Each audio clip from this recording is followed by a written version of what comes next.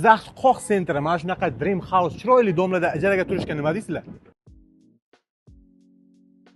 Mana shu domni ko'rishlaring mumkin. Mana shu kirib kelishlaring bilan chiroyli, yorug' shunaqa hol kutib oladi. Bunda palon pulli va lyustralar turibdi. Uyga kiramiz.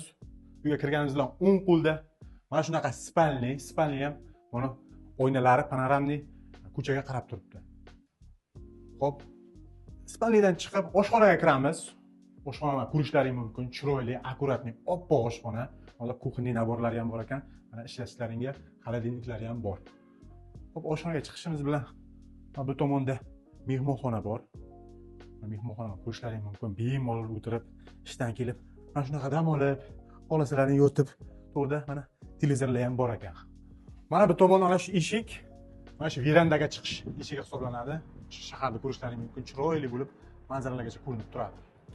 Mana bu tomonda dekorativ soatlar turibdi. Mana shu o'ng qo'lda, kirib kelishda o'ng qo'lda mana shunaqa chiroyli sanuzel bor. Ko'rishlaring mumkin. Uyimizni ko'rdik. Uyimizni mana shunaqa katta, chiroyli verandasi bor. Mana shunaqa mangal, shashlik, pashliklar pishiraman desalaring hech qanaqa muammosi bo'lmaydi. Shahar shunaqa chiroyli ko'rinib turibdi.